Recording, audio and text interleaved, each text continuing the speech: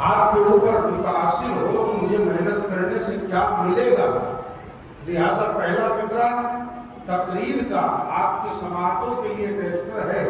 سرکار، میں نے جس آیت کو پڑھا اس میں خلافت آدم کا تذکرہ اور اس کا تذکرہ کہ جس نے سجدہ کرنے سے انکار کیا۔ میں پوچھ یہ رہا ہوں 2026 میں اس آیت کو میرے پڑھنے کا اور آپ کے سننے کا فائدہ کیا ہوا؟ بھائی اللہ نے آدم کو کب خلیفہ بنایا تھا؟ شیطان نے انکار کب کیا تھا؟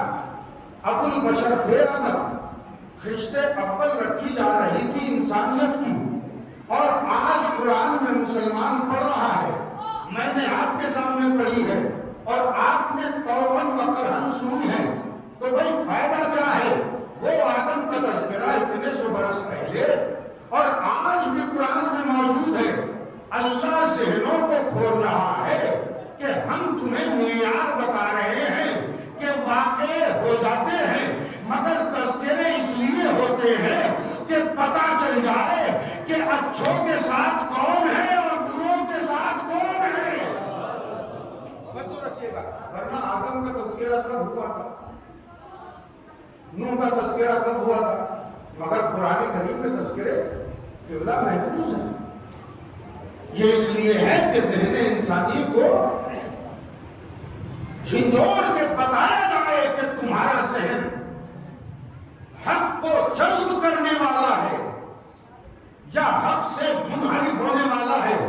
اور سرکار اگر سمجھ میں نہ آئے تو میں تو اس جانور کا بھی تذکرہ کر رہا ہوں کہ جب نعرے نمرودی کے لیے آتش فشاں ماحول میں جناب ابراہیم کو منجنیق میں رکھ کے آگ میں ڈالا جانے کی تیاری ہو رہی تھی، توجہ رکھیے گا، ملائکہ کانپ رہے تھے، کروبیاں کانپ رہے تھے، ساکنان عرش ہل رہے تھے، زمین پر موجود ہر چرند پرند پریشان تھا، ملائکہ میں شور تھا، اللہ والے پریشان تھے، آسمانوں میں نالے کی صدائیں تھی۔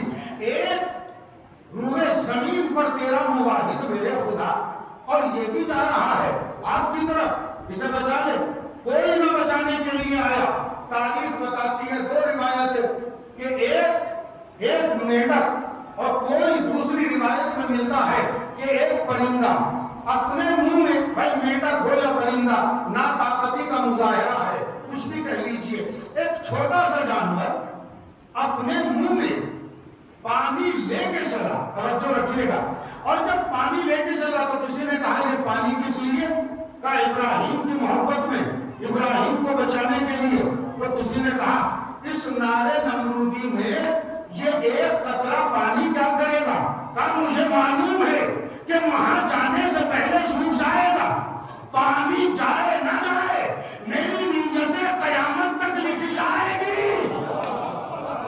تھوڑا سا بیدار ہو جائیں گے خدا کی قسم۔ ارے دیکھیے، میں آپ کی خدمت میں جو عرض کر رہا ہوں وہ جرم بریانی کی سزا میں بھی بھگت رہا ہوں، آپ بھی بھگت رہے ہیں۔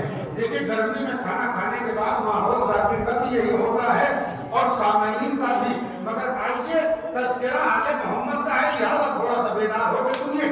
کہا سنو، میں جانتا ہوں کہ میرے منہ سے یہ پانی سوکھ جائے گا، ابراہیم کی مدد نہیں کرے گا، مگر جذبہ قیامت تک لکھا جائے گا۔ میں دنیا کو بتانا یہ چاہتا ہوں کہ میں ابراہیم کا طرفدار ہوں، نمرود کا طرفدار نہیں۔ اللہ جذبوں کو سلام۔ اور دیکھیے، میں اپنی جو آیت میں نے تلاوت کی وہاں سے میں ذرا سا کھسک گیا ہوں، مگر جب بات آئی گئی تو اسے کہے بغیر تو نہیں مانوں گا۔ آپ نے تذکرہ تو بار بار سنا ہوگا، جو نقطہ میں نے آپ کی خدمت میں پیش کیا، مگر سرکار اب جو بات کہنے جا رہا ہوں منبر رسول کی قسم نہیں سنی ہوگی۔ دلیل یہ ہے کہ میرا اپنا خیال ہے۔ سنیے، میں نمرود سے کہوں گا کہ تجھے ابراہیم کو مارنے کے لیے کتنی آگ چاہیے؟ آپ یہ بتائیے، میں سیف پور میں قبلہ کوثر صاحب کے یہاں مجلس پڑھنے کے لیے آیا اور سیف پور میں کوئی آدمی میرے انتظار میں بیٹھا ہو کہ جیسے مولانا آئیں گے مولانا سے ہم انہیں مار دیں گے، تو کتنا سامان ہلاکت چاہیے مجھے مارنے کے لیے قبلہ؟ اگر گولی کی بات آئے تو 315 کی ایک گولی، توجہ ہے نا. اگر آگ کی بات آئے تو ایک تنور روشن کر دیا جائے. ایک صلوات پڑھ دیں محمد والے محمد.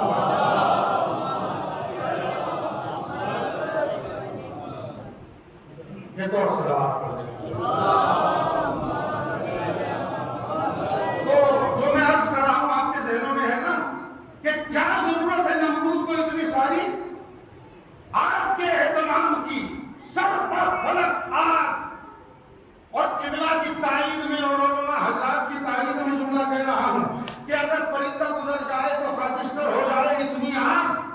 اے نمرود کیا ضرورت ہے. تو میں مثال دے رہا تھا کہ اگر میں موانع سے یہاں آؤں اور کوئی سیفکو میں میرا دشمن میرا ہلاک کرنے کے لیے تیار بیٹھا ہو تو اسے بندوق کی ایک گولی یا ایک تنور کے برابر آگ جلا دے یا دو چار کپڑے سے لٹ میری مرمت کے لیے رہنے کافی ہے.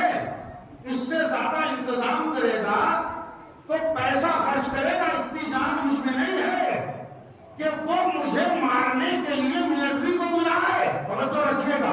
وہ فورس کا اہتمام کرے, وہ چھتوں کے اوپر گھیرا بندی کرے, وہ پورے سیدپور کو بلائے کہ مولانا آئیں گے تو ہم انہیں قتل کریں گے. بھائی توجہ رکھیے گا. ضرورت نہیں ہے. اس لیے کہ ایک جان ہے, ایک چاقو سے ہلاک ہو جائے, تھوڑی سی آگ سے ہلاک ہو جائے, ایک گولی سے ہلاک ہو جائے. دیکھیے میں آپ سے کیا کہہ رہا ہوں. تو ایک جان کے لیے زیادہ سامان ہلاکت کی ضرورت نہیں پڑتی. تو مجھے بتاؤ اے نمرود تمہیں کیا ضرورت ہے کہ تم ابراہیم کے لیے کوسوں میل آگ کو روشن کر رہے ہو. ابراہیم کو مارنا ہے تلوار سے مار دو, ابراہیم کو مارنا ہے تھوڑی سی آگ میں جلا دو, ابراہیم کو مارنا ہے پانی میں ڈبو دو, ابراہیم کو مارنا ہے گلا دبا دو خلیل الہی کا. مگر اتنی ساری آگ جو روشن کی. جملہ سنیے گا. نمرود جواب دے گا تجھے کیا پتا شخصیت جتنی بڑی ہو مخالفت کا سامان اتنا ہی زیادہ ہوتا ہے. نہیں سرکار یہ تو تمہید ہے. جملہ آگے ہے, جملہ آگے ہے. شخصیت جتنی ہو جتنی بڑی ہو مخالفت کا سامان اتنا ہی زیادہ ہوتا ہے. اب سمجھ میں آیا. امریکہ ایران کے خلاف, اسرائیل ایران کے خلاف شخصیت جتنی بڑی ہو مخالفت اتنی بڑی ہوتی ہے. صلوات پڑھ لیں محمد والے محمد.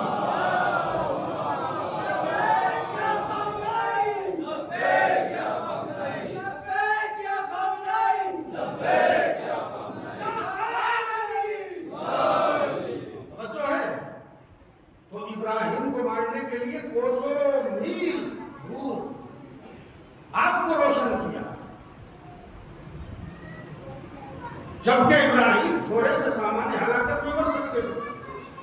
مگر نہیں, بتایا کہ جس کا جتنا ڈر ہوتا ہے اس کے لیے دشمن کی پلان اتنی ہی بڑی ہوتی ہے.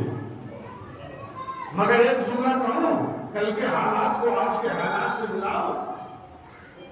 بھائی نمرود کتنی بڑی طاقت بظاہر, مگر اس وقت کے ابراہیم کا کچھ نہ بگاڑ سکے. آپ کے ذہن پہنچے نہیں ہے جہاں میں پہنچانے جا رہا ہوں. اس وقت کا نمرود اتنا سارا سامان و طاقت لے کر وقت کے ابراہیم کا کچھ نہ بگاڑ سکا. اب حالات حاضرہ سے متصل ہو رہا ہوں سرکار. اللہ کی قسم وہ ابراہیم نبی تھے, آج علی کے غلام ہے, حکومت خلاف ہے, مگر نہ کل کچھ بگاڑ سکتی تھی نہ آج کچھ بگاڑ پائی ہے. سامان کتنا بھی ہو, افراد کتنے بھی ہو, اور یہی وجہ ہے کہ ہم نے تو کبھی اسلحوں کو تلواروں کو دیکھ کر کبھی گھبرانا چاہا ہی نہیں. ہم کو قوم ہے ہی نہیں جو طاقت کو دیکھ کے ڈر جائے. توجہ رکھیے گا.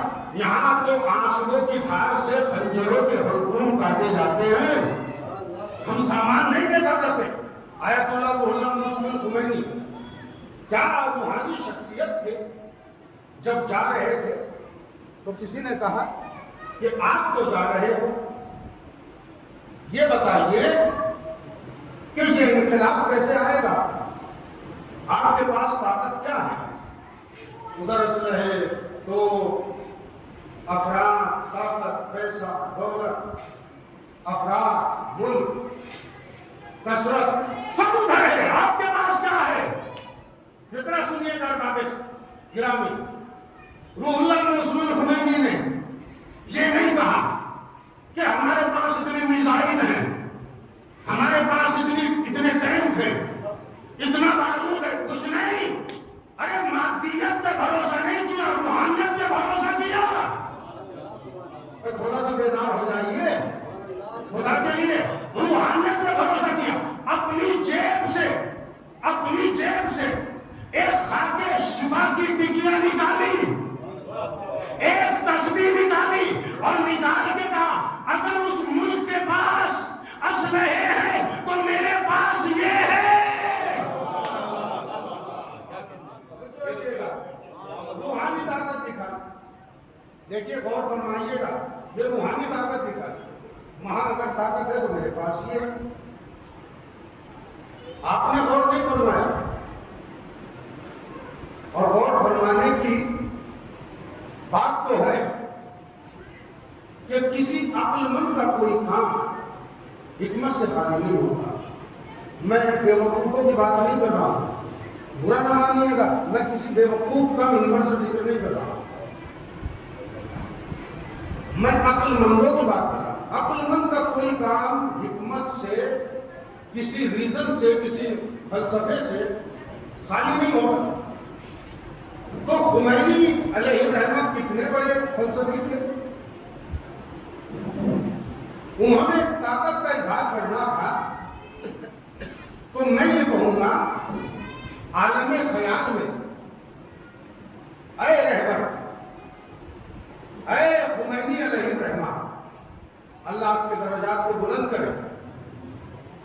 آپ کو طاقت کا اظہار کرنا تھا تو خالی تسبیح نکال لیتے.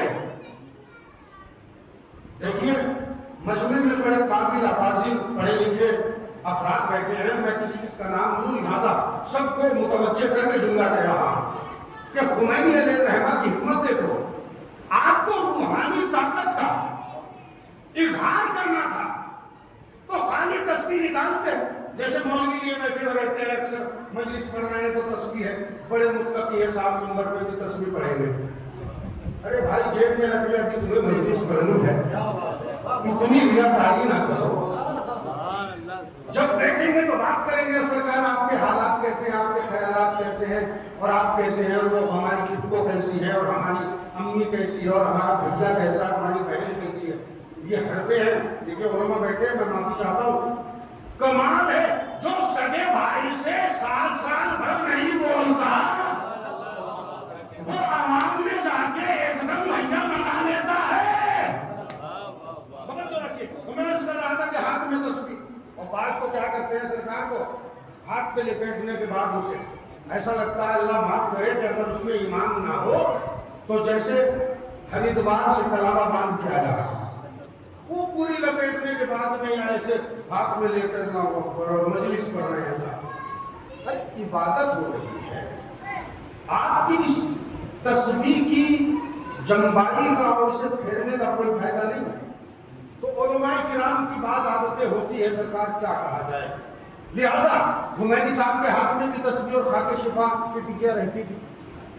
تو میں عرض یہ کر رہا تھا، آپ کو وہیں لاؤں جہاں میں تھا، کہ خمینی کو اگر طاقت کا اظہار کرنا تھا تو خالی تسبیح نکال کے دکھا دیتے کہ اگر ان کے پاس طاقت ہے تو میرے پاس تسبیح ہے.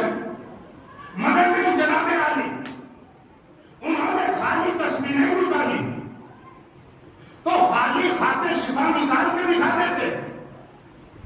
خون حسین سے بڑی طاقت تو کسی چیز کی نہیں تھی. بھائی تھوڑا سا بیدار ہو کے سنیے گا، میں منزل پا رہا ہوں. مگر نہیں، نہ خالی تسبیح دکھائی، نہ خالی خاک شفا دکھائی،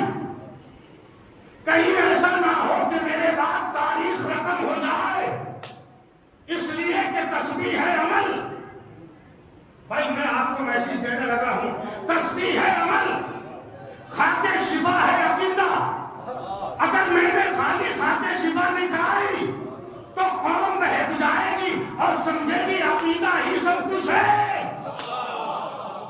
اور اگر خالی تسبیح دکھائی تو دنیا کہے گی عمل ہی سب کچھ ہے۔ میں دنیا کو بتا رہا ہوں کہ نہ عقیدہ عمل کے بغیر کچھ ہے، نہ عمل عقیدے کے بغیر کچھ ہے۔ مولانا کوثر صاحب سے میری ایک گزارش رہے گی انشاءاللہ کہ دیکھیے ہم تو اس سال مجلس پڑھ رہے ہیں، نہ جانے اگلے سال کہاں ہو۔ ویسے اللہ آپ کو سلامت رکھے کہ آپ نظر کا اہتمام مجلس کے بعد کریں، اس لیے کہ گرمی میں کھانا کھانے کے بعد اور پانی پینے کے بعد تو قوم دعوت ذوالشیرہ میں نہ ہاتھ آئے۔ توجہ رکھیے گا، تو نہ عقیدہ عمل سے جدا اور نہ عمل عقیدے سے جدا۔ توجہ رکھیے گا، خمینی صاحب نے بتایا کہ دیکھو عمل اور عقیدہ ساتھ ساتھ ہے۔ اب فقرہ سنیں اور میری توجہات اور میری محنت کو اپنے ذہنوں دل و دماغ میں ادراک اور شعور میں بسا لیں۔ نہ عقیدہ عمل سے جدا، نہ عمل عقیدے سے جدا۔ آپ کہیں گے کہ سرکار مجلس ہو رہی ہے، کوئی متقی اٹھ کے چلتا ہے، سب نماز کا ٹائم ہو رہا ہے۔ توجہ ہے نا، کتنے لوگ ایسے ہیں نماز کا وقت ہو رہا ہے، مسجد کے دروازے سے آ جائیں گے، مجلس ہو رہی ہے۔ توجہ میں کیا قوم کو کیا پیغام دینا چاہتا ہوں، کچھ لوگ امام بارگاہ سے یہ کہہ کے چلتے ہیں نماز کا وقت ہے، کچھ لوگ مسجد کے دروازے سے یہ کہہ کے آتے ہیں کہ مجلس ہو رہی ہے۔ دو فکر ہے شیعوں میں، کچھ نے کہا حسین کی مجلس افضل، عزاداری افضل، کسی نے کہا نماز افضل۔ اب میں اس بات کو اگر سمجھا سکا تو میری آج کی محنت سوارت ہو جائے گی اور مجلس کا حق ادا ہو جائے گا۔ آپ کون ہوتے ہیں فیصلہ کرنے والے؟ آپ کون ہوتے ہیں حسین کا اور نماز کا مقابلہ کرنے والے؟ حسین کا اور نماز کا کوئی مقابلہ ہی نہیں ہے سرکار، اس لیے کہ نماز ہے عمل، حسین ہے شخصیت۔ نماز کا مقابلہ کرنا ہے تو یوں کرو، نماز افضل ہے کہ روزہ افضل ہے، نماز افضل ہے کہ جہاد افضل ہے، نماز افضل ہے کہ امر بالمعروف افضل ہے، نماز افضل ہے کہ نہی عن المنکر افضل ہے، نماز افضل ہے کہ حج افضل ہے۔ اور حسین کا مقابلہ کرنا ہے تو یوں کرو، حسین افضل ہے کہ آدم افضل ہے، حسین افضل ہے کہ نوح افضل ہے، حسین افضل ہے کہ موسیٰ افضل ہے، حسین افضل ہے کہ عیسیٰ افضل ہے۔ توجہ ہے نا، تو مقابلہ کرنے کی ضرورت نہیں۔ آئیے سیرت پیغمبر سے ہم اکثر مدرک کرتے ہیں اور پوچھتے ہیں کہ نبی کریم آپ کی سیرت میں اس مسئلے کا حل کیا ہے؟ دنیا آگے فیصلہ نہیں کر پائے گی اور لوگ آگے کہیں گے کہ عزاداری کو حسین کی نماز سے ٹکرائیں گے اور نماز کو عزاداری سے۔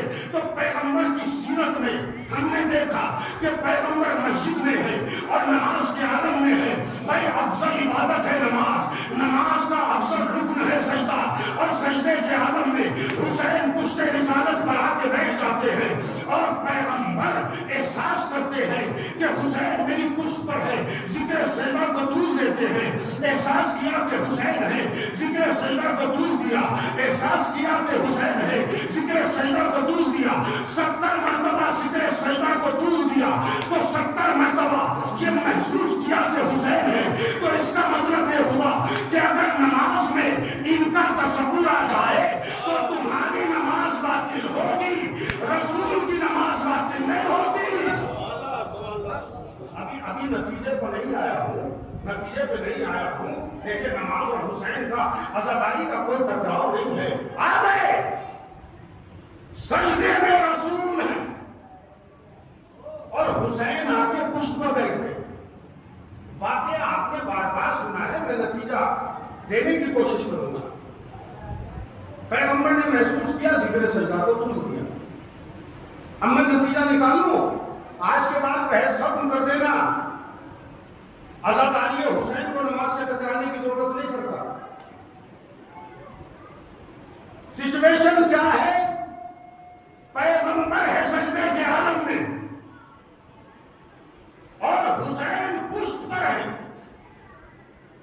یا رسول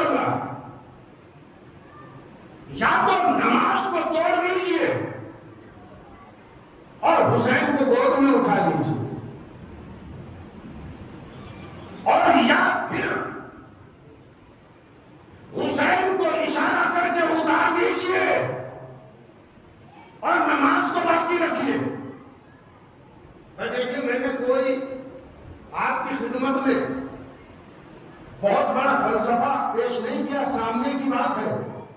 پیغمبر ہے سجدے کے عالم میں، ہے یا نہیں؟ اب جو میں بات کہہ رہا ہوں دو بات ہے.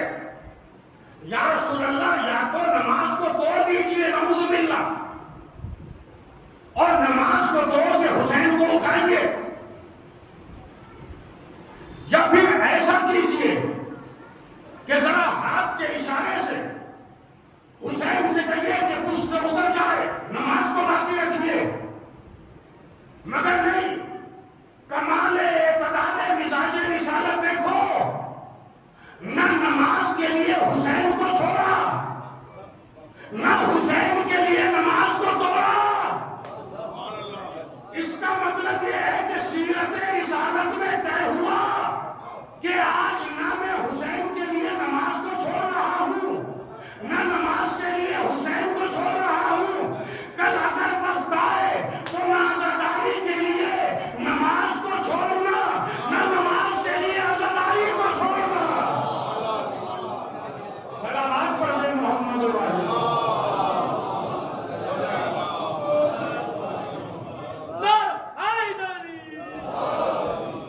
عقیدہ عمل سے جدا نہیں اور عمل عقیدے سے جدا نہیں. آپ دونوں میں سے کسی چیز کو نہ چھوڑیے. بس کیفیت یہ ہے کہ ٹکرائیے.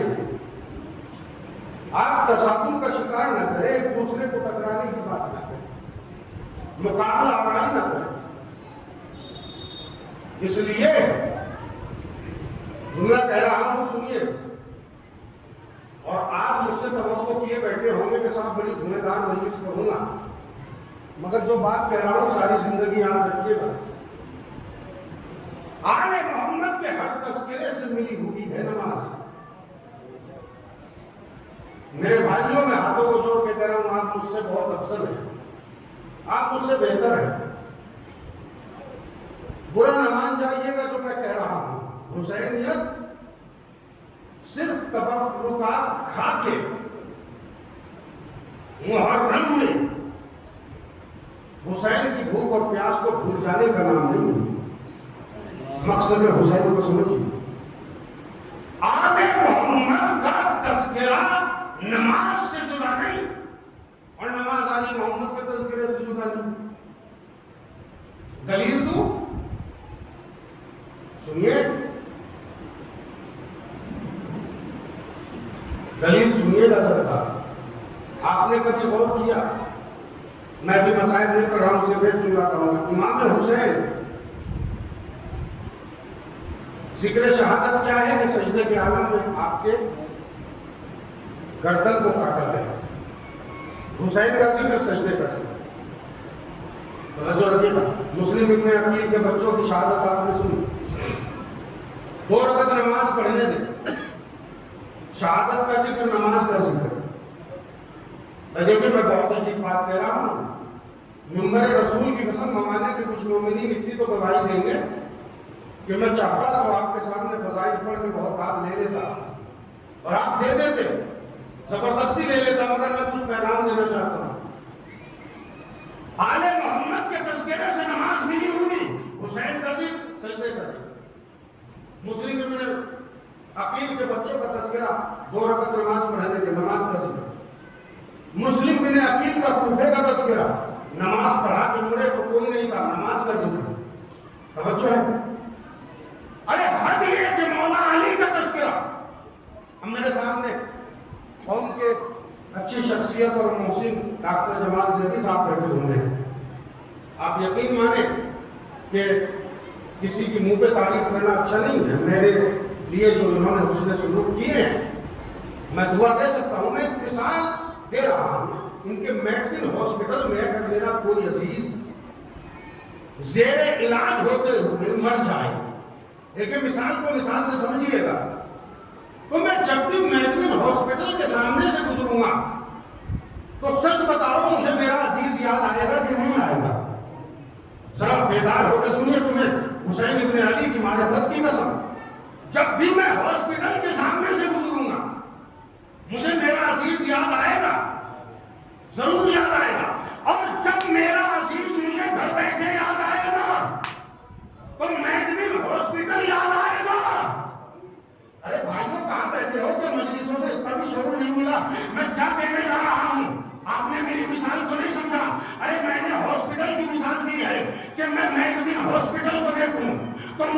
عزیز یاد آئے، اپنے عزیز کا ذکر یاد کروں تو مجھے میڈمن ہاسپٹل یاد آئے۔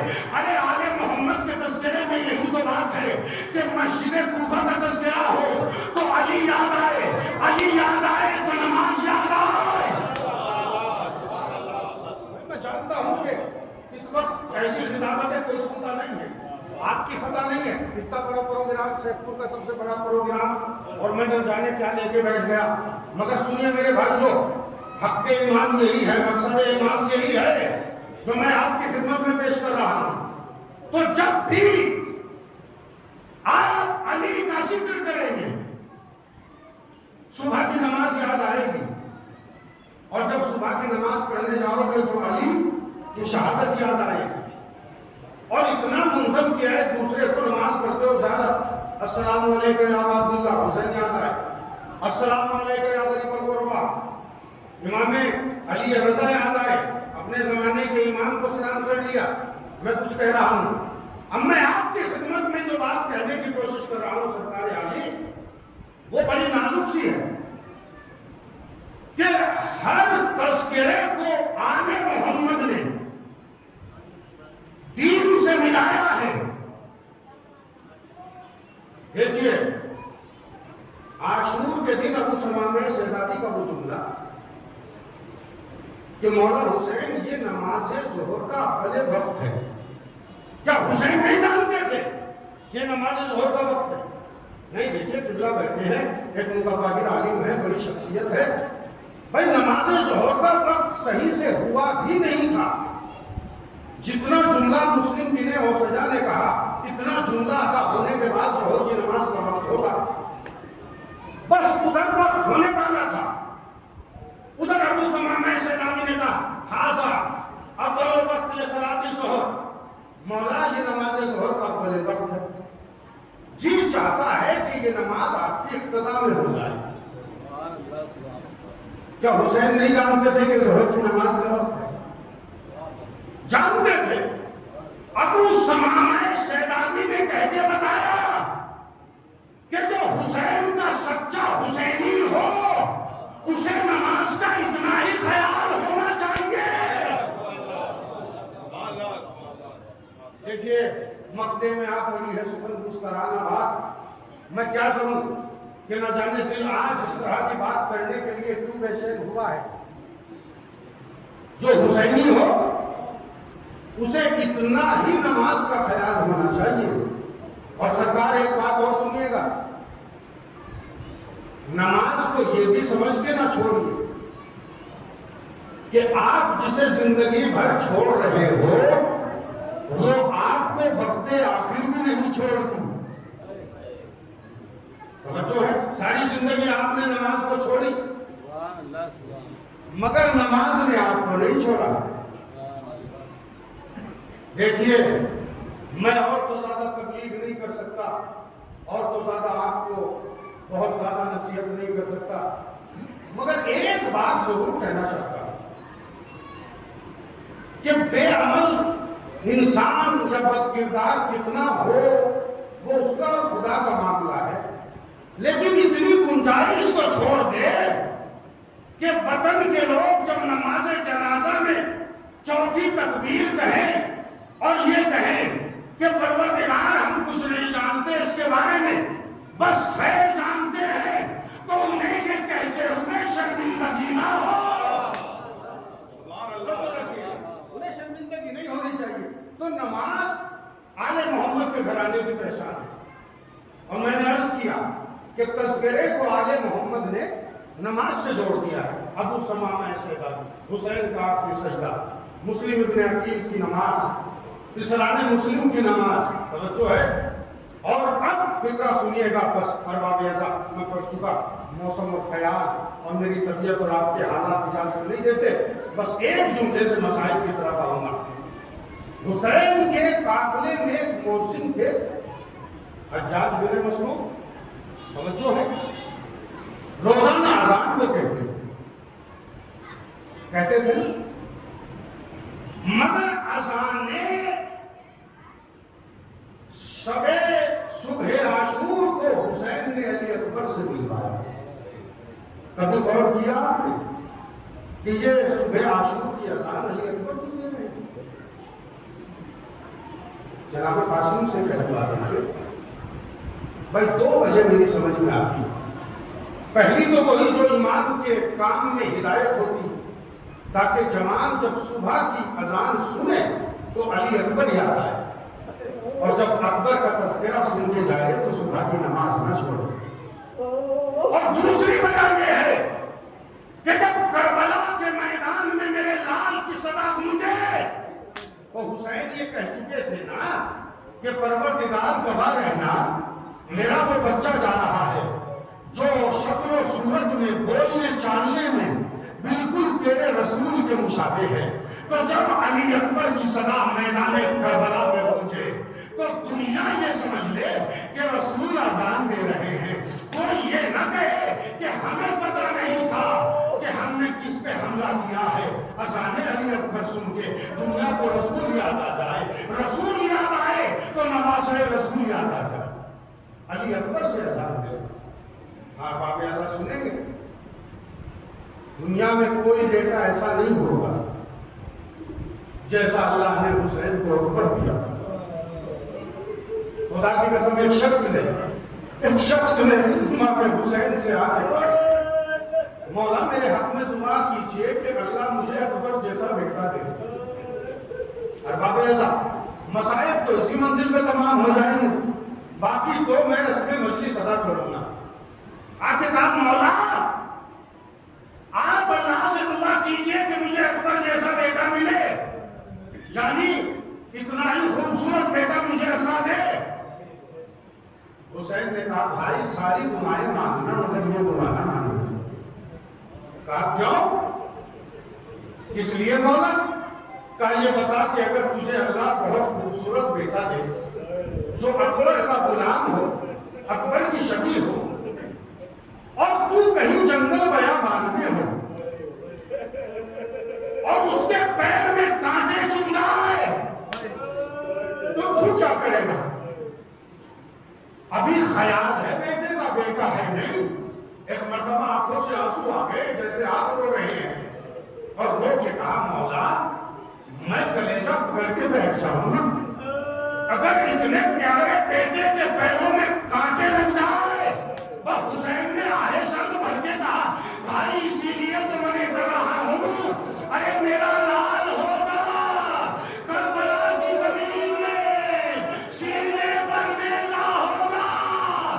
میرے بھائی اکبر کے جیسے بیٹے کی دعا نہ کرنا. ہاں باقی ایسا آ جائیے کربلا میں. علی اکبر اجازت لینے کے لیے آتے ہیں.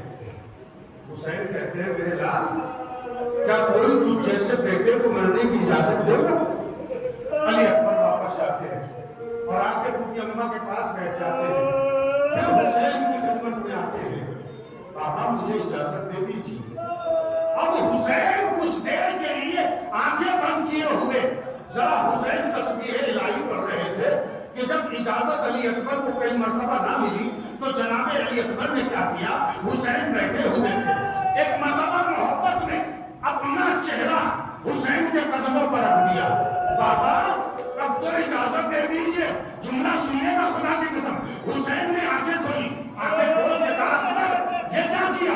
کہا بابا کیا تم میرے بابا نہیں ہو؟ کیا میں آپ کا بیٹا نہیں ہوں؟ کیا آپ امام نہیں ہو؟ اے بابا اگر میں نے آپ کے قدموں پہ سر رکھ دیا تو اس میں پریشانی کی بات کیا ہے؟ ایک مرتبہ حسین نے کہا اکبر ارے صرف تو میرا بیٹا نہیں ہے، میرے نانا کی شبیہ ہے، کبھی اپنے چہرے کو میرے قدموں پہ نہ رکھنا.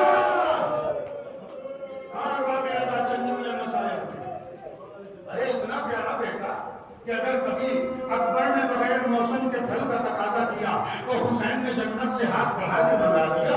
ارے ام لیلا کہتی ہے جب اکبر چھوٹے سے تھے تو میں اکثر راتوں میں دیکھا کرتی تھی کہ جھولے پر کوئی سایہ ہے تو میں ڈرجایا کرتی تھی، اٹھ کے دیکھتی تھی تو کون ہے؟ میرا والی و وارث حسین ابن علی ہے. میں کہا کرتی تھی اے اکبر کے بابا راتوں میں اکبر کے جھولے پر چلواتے ہو تو حسین کہا کرتے تھے ام لیلا اکبر کی محبت سونے نہیں دیتی، ام لیلا اکبر کی محبت سونے نہیں دیتی. ہر بات ایسا سنیں گے وہی اکبر ہے جو اجازت لے پہلے اپنی پھوپھی سے اجازت لو. اکبر آ کے اپنی پھوپھی کے سامنے بیٹھ جاتے ہیں. اے پھوپھی اماں ہمیں اجازت دے دو. مادر گرامی سے اجازت لی. اور باب اعظم حمید ابن مسلم کہتا ہے جب اکبر اجازت لے کے چلے تو خیمے کا پردہ کبھی اٹھتا تھا کبھی گرتا تھا. 18 بار پردہ اٹھا, 18 بار پردہ گرا. اور باب اعظم جب بھی اکبر نکلنا چاہتے تھے بیویاں بال کھول لیا کرتی تھی. اے اکبر ہماری غربت پر رحم کر. اور باب اعظم کبھی بہن سکینہ دامن پکڑ لیتی تھی, کبھی سیدان یا بالوں کو بکھرا دیتی تھی. اکبر ایسے نکلے جیسے جنازہ نکلتا ہے گھر سے. اور باب اعظم سنیں گے رخصت ہو کے چلے تو حسین پیچھے پیچھے چلے. اکبر نے مڑ کے کہا بابا آپ تو رخصت کر چکے ہو. آواز دے کے کہا علی اکبر ارے جس کا تیرے جیسا بیٹا ہو اسے کوئی کیسے رخصت کرے گا. اکبر اگر صاحب اولاد ہوتے تو مجھے منع نہ کرتے. میدان میں علی اکبر آئے, ارے لوگوں کو واسطے جہنم کیا, دشمنوں کو مارا کرتا. اور اکبر اتنے پیاسے ہیں, اکبر اتنے پیاسے ہیں, رمضے آتے ہیں اور آ کے کہا بابا اگر ایک قطرہ آب مل جائے, ایک پانی کا قطرہ مل جائے تو آپ کا بیٹا ساری فوج اشقیاء کو تحت تحت کر دے گا. سنیں گے وہ اکبر کہ اگر حسین سے کبھی بے موسم کا پھل مانگا تو جنت سے منگا دیا, مگر آج ایک قطرہ آب مانگ رہا ہے. حسین خاموش ہے, اکبر کو دے تو جاوے. میں مطلب کا بیٹے تو اپنی زبان میرے منہ میں رکھ لے. اب جو اکبر نے اپنی زبان حسین کے منہ میں رکھی گھبراتے نکال کے کہا بابا ارے آپ کے منہ میں کانٹے پڑے ہیں. جملہ سنیے, آپ کے منہ میں کانٹے پڑے ہوئے ہیں. ارے میرا دل چاہتا ہے کہ ایک بات کہوں, اگر اکبر نہ بتاتے تو حسین کی پیاس کو کوئی بتا نہیں سکتا تھا کہ حسین کتنے پیاسے تھے. واپس میدان میں گئے, فوج اشقیاء میں ایک پلان بنی ہے کہ اکبر کو گھیر کے مارا جائے. ارے کسی شکی نے چھپ کے نیزہ مارا, اکبر کا سینے کی پسینہ توڑتا ہوا نیزہ باہر نکل گیا. آواز دی اے بابا میری مدد کے لیے آؤ. حسین گرتے پڑتے اکبر کے قریب آئے اور کہتے جاتے ہیں اے بیٹا تیرے بعد دنیا کی زندگی پہ خاک ہے. میرے اکبر آواز کو دو تم کہاں ہو. ارے دنیا میں ہمیں کچھ سوچتا نہیں ہے. اے اکبر ہمیں کچھ نظر نہیں آتا, تم آواز تو کہاں ہو. ایک کونے سے آواز آئی بابا میں یہاں ہوں. اکبر کے قریب پہنچے, دیکھا کہ جوان ایڑیاں رگڑ رہا ہے. میرے بچے بات کیا ہے. اکبر باپ کو بتانا نہیں چاہتے, دونوں ہاتھ اپنے سینے پر رکھے ہوئے ہیں. میرے لال یہ سینے پر ہاتھ کیسے ہیں. اب جو ہاتھوں کو حسین نے ہٹایا خون کا فوارہ بلند ہوا. میرے لال ارے یہ کیا ہو گیا. کہا بابا ارے نیزے کی علی میرے سینے میں پیوست ہو گئی. ایک مرتبہ حسین ارادہ کر کے بیٹھے, کئی مرتبہ جھٹکا دیا مگر نیزے کی علی نہ نکلی. اب جو یا علی کہہ کے نیزے کی علی نکالی, اکبر کا جگر نیزے کی علی کے ساتھ. کہا باب اعظم دو جملے مسائل کے سنیے گا, دو جملے یہاں روک کے سنا رہا ہوں. موت کی ہچکی لگی ہے اکبر کو. حسین نے کہا میرے لال کوئی تمنا ہو تو بتاؤ. کہا بابا ایک تمنا ہے. کہا اکبر بتا کیا تمنا ہے. کہا بابا جب میں مدینے سے چلا تھا تو اپنی بہن سغرا سے وعدہ کر کے آیا تھا. اے بابا وعدہ تو پورا نہ ہو سکا مگر اتنا ہے کہ آخری بار اپنی بہن کو دیکھنا چاہتا ہوں. ایک مرتبہ حسین نے دو انگلیوں کے درمیان میں کہا اکبر دیکھو. اب جو اکبر نے دیکھا تو روضہ رسول نظر آیا مگر سغرا نظر نہیں آئی. بنی ہاشم کا محلہ نظر آیا, سغرا نظر نہیں آئی. ایک مرتبہ کہا بیٹے سغرا کو دیکھا. کہا نہیں بابا مجھے سغرا نظر نہیں آتی. حسین نے کہا دوبارہ دیکھو. گھر میں اکبر نے دیکھا اپنا گھر نظر آیا مگر سغرا نظر نہیں آئی. کہا بیٹے سغرا نظر آئی. کہا نہیں بابا. ایک مرتبہ حسین کو جلال آیا اور کہا زمین کا وہ طبقہ بلند ہو جہاں میری سغرا ہے. ایک مرتبہ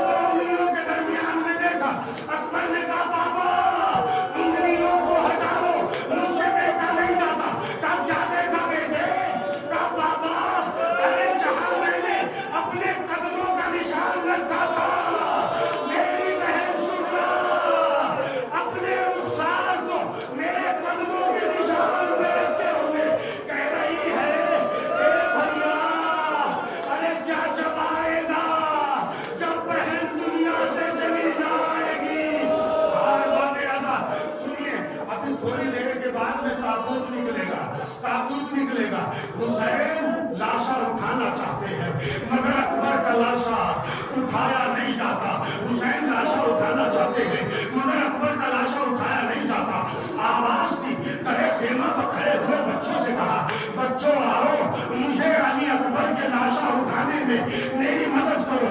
बच्चे आए, लाशा उठाने में इतना वक्त लगा। हमीद इब्न मुस्लिम कहता है करबला में कोई लाशा उठाने में हुसैन को इतनी देर न लगी जितनी अकबर का लाश उठाने में देर लगी है। लाशा खेमे की तरफ लेके चले और बाबे आजा सुनेंगे, लाश को खेमे में ला के रखा, लाश को खेमे में ला के रखा। भाई जैसे ही लाशा खेमे में आया, ज़ैनब ने अकबर के जख्मी जिगर में अपने हाथों को डाला और डाल के अपने लहू को, अकबर के लहू को अपने बालों में लगाना शुरू किया। किसी ने कहा ज़ैनब ये क्या है? कहा बड़ी तमन्ना थी मेरा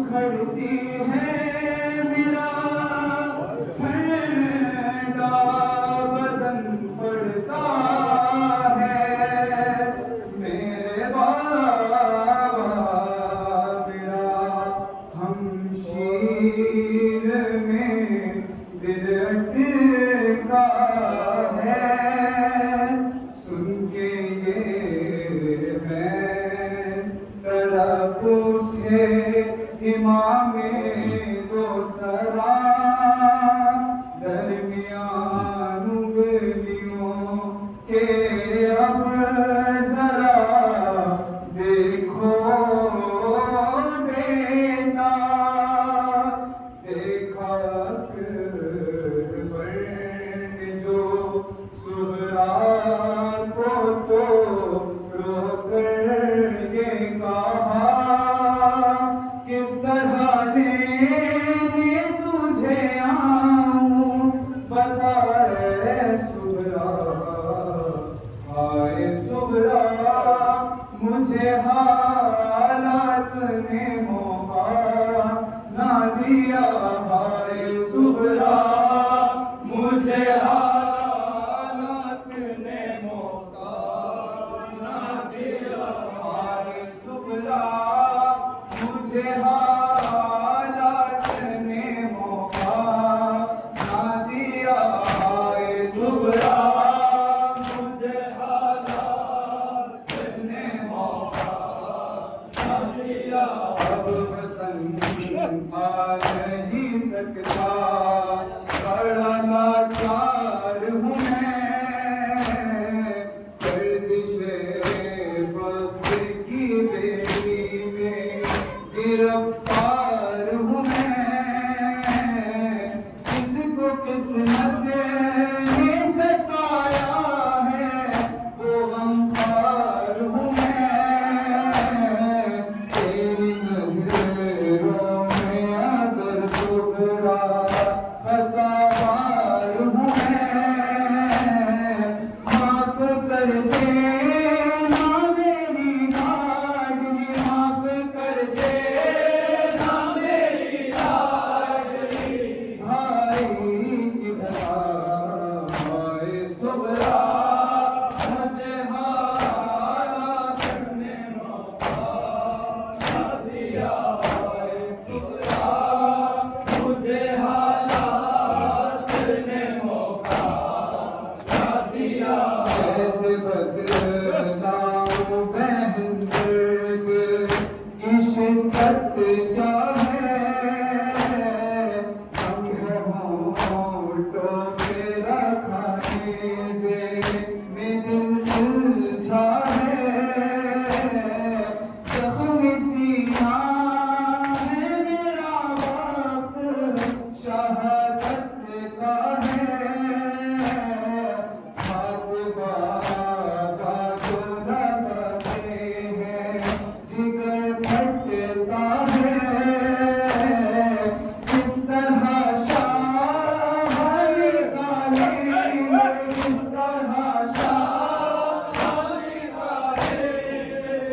یہ پھر جیا ہائے سغرا مجھے حالات نے موقع نہ دیا ہائے سغرا مجھے حالات نے موقع نہ دیا اب دیتا مجھے محبت کو وطن میں آ جا اپنے ہمراہ میں اصغر کو مدینے لا جا مسکرا کر وہ میرا راہ میں دل بہلاتا پاس بابا کے وطن سے میں تجھے لے آتا میرے دل میں جو دھار ماں وہ